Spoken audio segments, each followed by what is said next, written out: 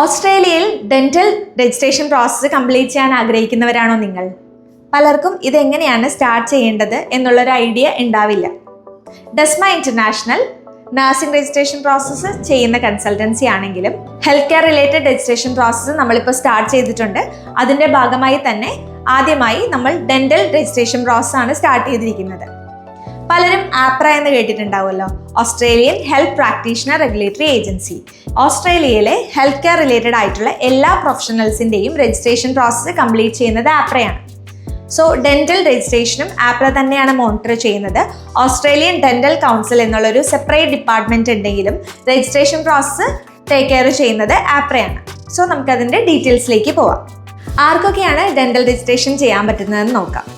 ഇന്ത്യയിൽ BDS 4 വർഷം course complete ചെയ്ത ഡെന്റിസ്റ്റ് ആണെങ്കിൽ നിങ്ങൾക്കും ഓസ്ട്രേലിയൻ ഡെന്റൽ രജിസ്ട്രേഷന് വേണ്ടിയിട്ട് അപ്ലൈ ചെയ്യാൻ സാധിക്കുന്നതാണ്. 4 year degree or 4 year diploma course complete ചെയ്തവരാണെങ്കിൽ നിങ്ങൾക്ക് ഈ ഒരു രജിസ്ട്രേഷൻ പ്രോസസ്സിന് എലിജിബിലിറ്റി കിട്ടുന്നതായിരിക്കും. 3 സ്റ്റെപ്സ് കംപ്ലീറ്റ് ചെയ്ത് കഴിഞ്ഞാലാണ് ഓസ്ട്രേലിയയിൽ രജിസ്റ്റേർഡ് ഡെന്റിസ്റ്റായി വർക്ക് ചെയ്യാനായിട്ട് സാധിക്കുക.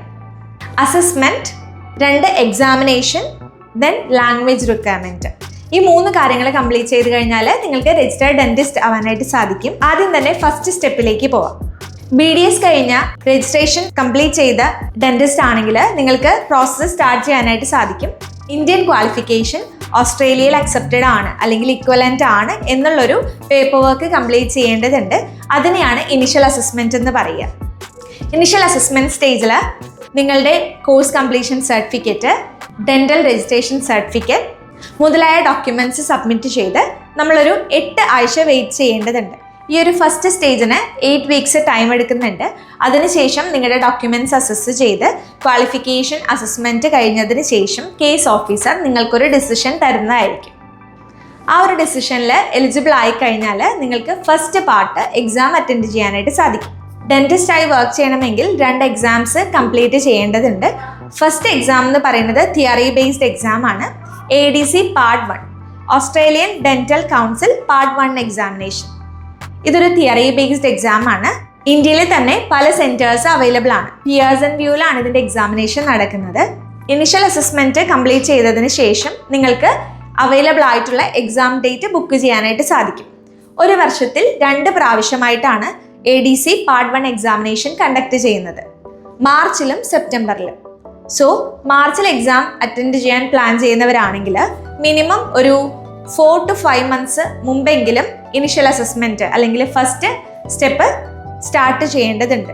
2026 മാർച്ചിലും 2026 സെപ്റ്റംബറിലും ADC പാർട്ട് 1 എക്സാമിനേഷൻ അവൈലബിൾ ആണ്. ആ ഒരു ഡേറ്റിലേക്ക് എക്സാം അറ്റൻഡ് ചെയ്യണമെങ്കിൽ നിങ്ങൾ ഒക്ടോബറിന് മുമ്പെങ്കിലും പേപ്പർ വർക്ക് സ്റ്റാർട്ട് ചെയ്തിരിക്കണം. ഫസ്റ്റ് പാർട്ടായ ADC എക്സാമിനേഷൻ അറ്റൻഡ് ചെയ്തതിന് ശേഷം റിസൾട്ട് വന്നു കഴിഞ്ഞാൽ നമുക്ക് സെക്കൻഡ് എക്സാമിനേഷൻ, ആ ഒരു എക്സാമിനേഷന് വേണ്ടിയിട്ടുള്ള പ്രിപ്പറേഷൻസ് സ്റ്റാർട്ട് ചെയ്യാവുന്നതാണ്.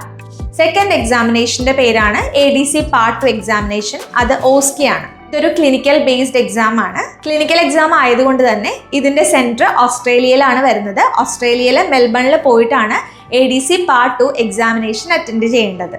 ആദ്യത്തെ എക്സാമായ ADC പാർട്ട് 1 കംപ്ലീറ്റ് ചെയ്തതിന് ശേഷം ഇമ്മീഡിയറ്റ്ലി നിങ്ങൾക്ക് സെക്കൻഡ് എക്സാമിനേഷൻ അപ്ലൈ ചെയ്യണമെങ്കിൽ അപ്ലൈ ചെയ്യാനായിട്ട് സാധിക്കും. OSCE എക്സാം അറ്റൻഡ് ചെയ്ത് തിരിച്ചു വന്ന് നിങ്ങൾക്ക് വർക്ക് കണ്ടിന്യൂ ചെയ്യാവുന്നതാണ്. റിസൾട്ട് വന്ന് പാസ്സായതിനു ശേഷം ഫൈനൽ പേപ്പർ വർക്ക് ചെയ്യുന്നതായിരിക്കും.